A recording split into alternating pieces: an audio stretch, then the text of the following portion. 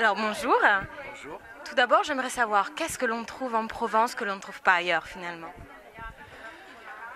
Oh, alors là, je pense ailleurs, on trouve tout ce qui est en Provence aussi. Ce qui est important, c'est de savoir regarder son paysage aussi, son territoire. La Provence, c'est un paysage qui m'a vu naître. Et donc forcément, je suis très attaché. Et comme beaucoup de gens attachés à leur territoire, on dit c'est le plus bel endroit au monde. Mais pour avoir beaucoup voyagé et pour adorer l'Italie aussi en plus, je trouve quand même il y a des paysages merveilleux un peu partout. Alors ce qu'on trouve en Provence peut-être de différent, c'est qu'il y a encore des traditions liées aux plantes aromatiques qui résistent encore et qui ont fait un peu, tout en faisant le paysage de cette région, ils en ont fait un peu une activité économique. Alors tout a commencé en 1976 et donc jusqu'à aujourd'hui, l'Occitane a connu un succès étonnant. Est-ce que on voudrait parcourir avec vous un peu les grandes étapes de ce succès? Mais en fait, en 1976, d'ailleurs, il y a une photo qu'ils ont retrouvée. J'étais un peu, pas hippie, mais un peu marginal. Et j'étudiais la littérature et j'avais envie de rester accroché à mon territoire, justement. Et donc, le, un peu le hasard a fait que j'ai rencontré un alambic, une vieille machine là-haut qui est là, qui était entreposée dans une grange d'un agriculteur et que j'ai pu lui racheter pour pas beaucoup d'argent. Et avec beaucoup d'insouciance et d'illusion, d'idéalisme, je suis parti distiller du romarin, puis de la lavande. Et ça a été vraiment dans l'histoire le grand moment, je veux dire, pour moi, de me dire je voulais faire autre chose que de devenir peut-être journaliste comme vous. Je pensais un jour peut-être devenir journaliste, mais du coup je me suis dit tiens chic, je ne serai pas journaliste, je vais faire autre chose, je vais faire autre chose. Et parce que mon père était journaliste, c'est pour ça aussi. Je ne voulais pas non plus faire comme mon père. J'avais envie de faire autre chose. Et, et c'est même si je trouve un très très beau métier. Mon père faisait un très beau métier comme le vôtre. Et quand on est enfant, on veut toujours faire autre chose aussi que ses parents. Après, dans les grandes histoires, ce qui s'est passé, c'est que j'ai eu la chance de rencontrer un homme qui avait une savonnerie. Je l'ai rencontré toujours un peu. Un jour en me baladant à Marseille, j'étais devant une très belle enseigne. Il y avait marqué savonnerie. Le portail était ouvert, je suis rentré pour voir un peu par curiosité et je suis tombé sur un vieux monsieur avec qui on a échangé des heures et des heures sur son métier. Et j'écoutais ce métier avec tellement de passion que ce monsieur qui n'avait pas d'enfant, à la fin de la journée m'a dit je vous offre tout ce que j'ai. Je vous donne mes machines pourvu que vous fassiez revivre ça. Et parce que lui, tout était arrêté depuis déjà 10 ans et il avait toujours ses machines, il était attaché à ces vieilles machines. Et ce qui a été merveilleux chez lui, c'est de dire je vous le donne. Vous n'avez pas beaucoup d'argent, mais je vous en fais. Mais voilà, vous avez envie de le faire, je vous donne le relais. Et ça m'a donné philosophiquement, ça m'a construit philosophiquement. Cette espèce de don qu'il a fait, tout le temps, j'ai eu besoin moi-même de le refaire, ce don, en me disant tu ne peux pas recevoir sans donner. Et je suis allé comme ça, un jour quelqu'un passe, je fais l'histoire très courte, hein, parce que, en me disant, dans les îles du Cap-Vert, il y a les gens ont besoin d'autonomie et le savon, fabriquer du savon, ça fait partie des projets économiques pour que les Cap-Verdiens puissent avoir une autonomie et pas vivre simplement de l'aide internationale. Et j'ai dit, bah oui, tout de suite, je vais. Et donc je suis parti au Cap-Vert. On a donc démarré une saponification en valorisant un oléagineux local qui s'appelle le pourguère. Quelque chose que ne mangent pas les animaux, c'est un peu comme sur un arbuste, comme une olive en fait chargée d'huile, mais impropre à la consommation. Et du coup, ça fabrique en même temps des haies naturelles, et surtout dans un des pays les plus pauvres au monde. Et fabriquer, et montrer comment on pouvait fabriquer du savon, ce que m'avait appris cet homme, pour moi, c'était un moment magique. Et un jour, en rentrant donc du Cap-Vert à Dakar, je rencontrais une journaliste, comme quoi toujours les histoires sont toujours... et on discute ensemble à l'aéroport parce que notre avion avait énormément de retard. Et cette journaliste me raconte qu'elle revenait du Burkina Faso et qu'elle avait fait un reportage sur les femmes dont la vente du beurre de karité sur les marchés leur permettait d'avoir l'argent pour elles, pour s'habiller, pour s'acheter des bijoux. Et j'ai trouvé ça merveilleux en disant, mais ce beurre de karité, elle me dit en même temps, bien sûr ça sert à manger, à faire la cuisine, mais en même temps le beurre de karité, c'est les femmes enduisent les enfants et ça les protège. Elles ont des mains merveilleuses, même les vieilles ont des mains quasiment sans rides. C'est extraordinaire. Et elle, en tant que journaliste, avait mis dans son appareil tout ce reportage. Et moi, je dis, mais je veux connaître ça. Alors, elle m'explique comment y aller, etc. Où est Bobo Dioulasso.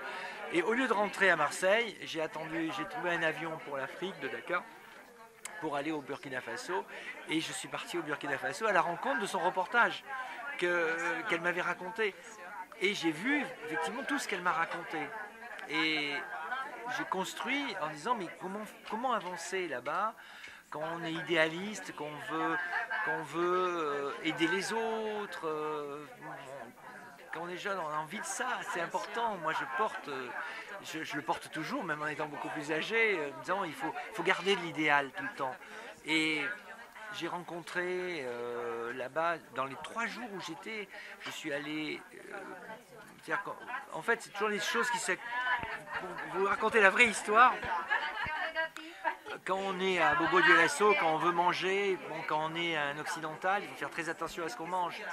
Donc, tout de suite, on apprend que pour aller manger, il vaut mieux aller manger chez des sœurs. Parce que les sœurs qui ont des couvents préparent aussi à manger et que au moins la nourriture, pour nous occidentaux, c'est plus sûr. Et je vais chez les sœurs et je parle avec c'est une franciscaine. Et je lui raconte karité, etc. Et on a sympathisé avec cette sœur qui, elle, m'a dit, mais je vais vous présenter, moi, si vous voulez, des femmes qui peuvent collecter pour vous le karité. Mais avant, il faut que vous rencontriez un chef, le chef coutumier du village, parce qu'il faut l'autorisation, etc. Je suis allé rencontrer le chef coutumier. Le chef coutumier est tombé sur quelqu'un de fabuleux, un vieux monsieur, mais qui avait tout compris sur l'Afrique, la sagesse, la vraie sagesse de l'Afrique, et qui m'a dit, mais je vais aider ton projet, moi je vais demander aux maris l'autorisation que leurs femmes travaillent en coopérative avec toi. Et donc j'ai créé la première coopérative en 3 jours. En disant, il faut que les choses avancent. Après, je n'ai eu de cesse que de réussir qu'elles avancent. Parce que faire des promesses, c'est facile. Il faut les tenir. Et les tenir dans le temps, il faut absolument respecter les choses. Et je n'ai eu de cesse que de ça, pendant des années, de dire, j'ai fait une promesse, je dois la tenir. D'autant plus qu'entre-temps, le vieux chef était mort. Parce que il s'est passé 25 ans depuis. Et aujourd'hui, il y a 12 000 femmes, c'est merveilleux, il y a 8 coopératives, 12 000 femmes.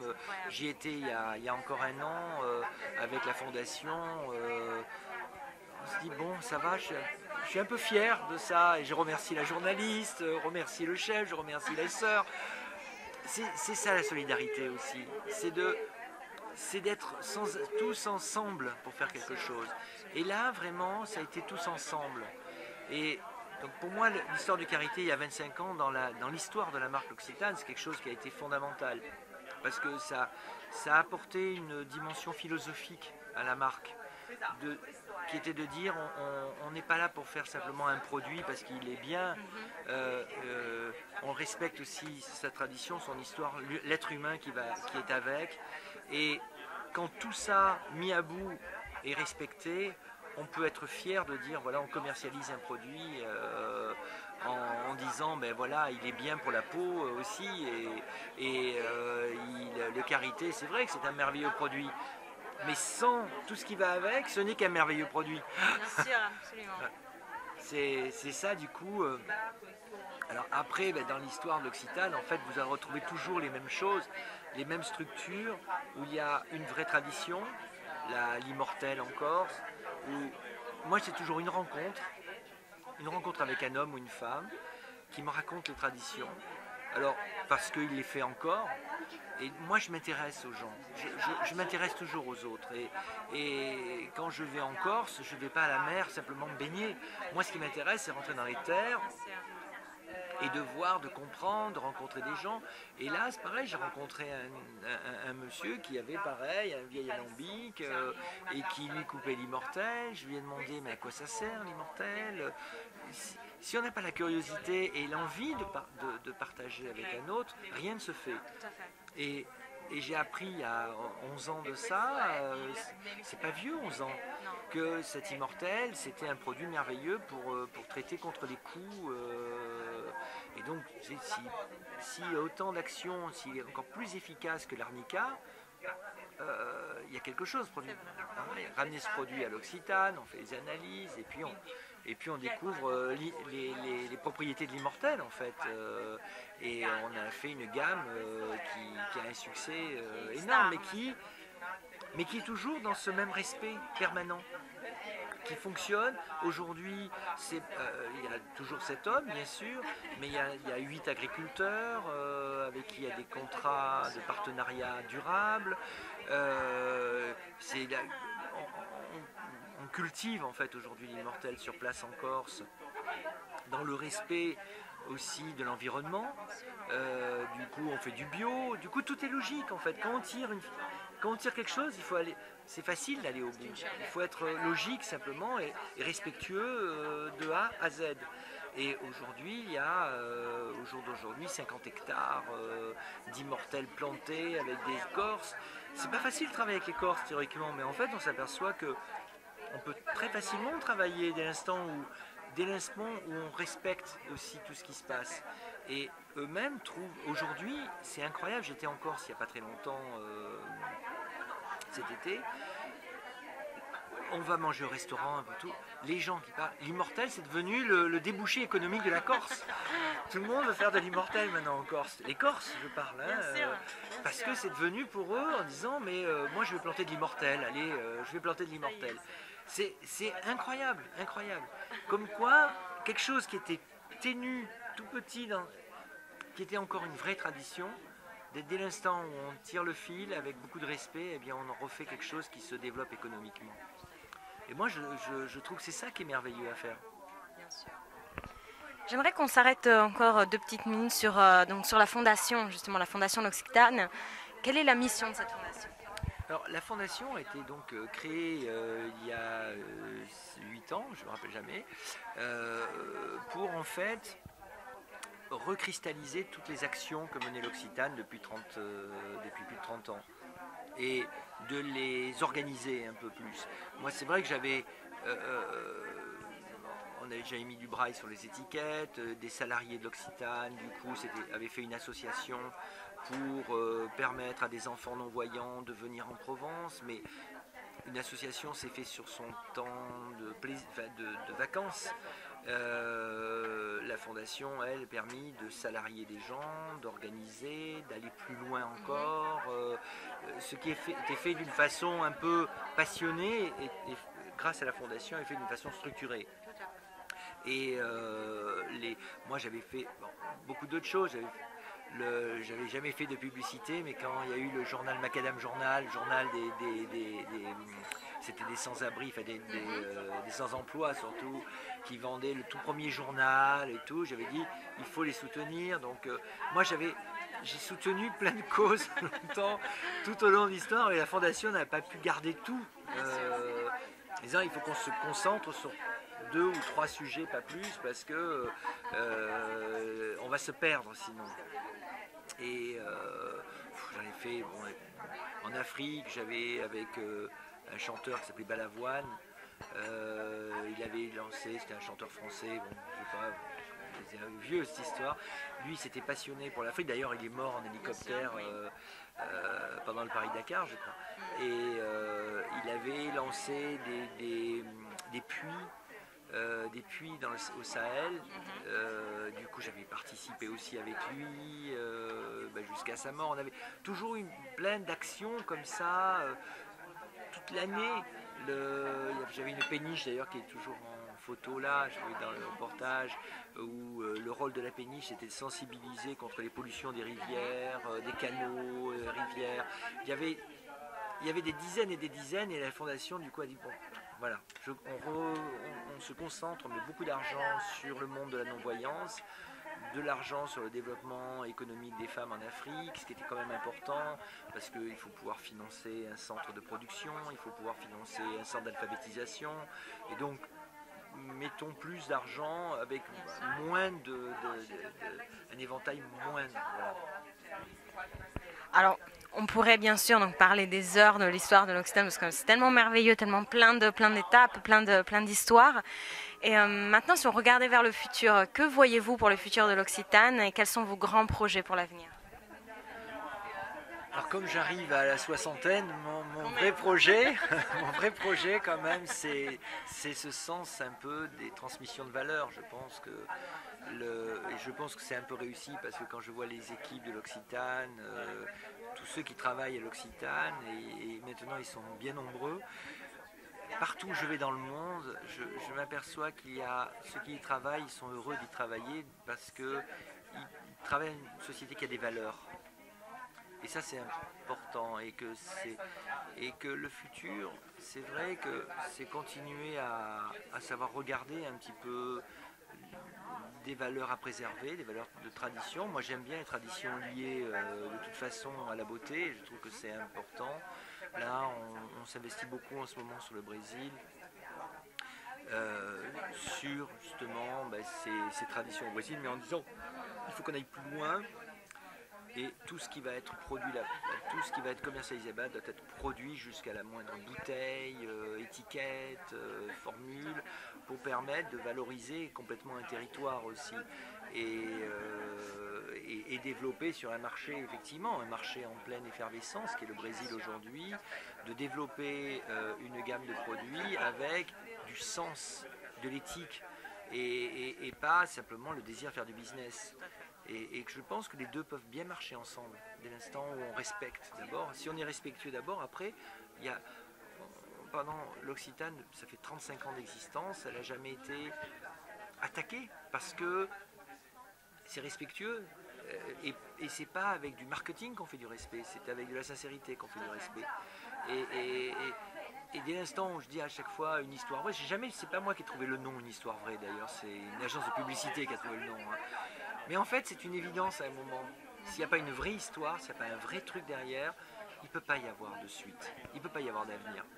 Et je pense que l'Occitane, c'est pas parce que je fais ça depuis 35 ans, je pense que je peux avoir un regard critique, justement, passé un certain âge, et je pense que l'Occitane, justement, peut durer. Peut durer parce que ce qu'elle raconte est simple toujours, et que toutes les équipes aujourd'hui qui sont porteuses de la marque essaient de le raconter avec cette simplicité.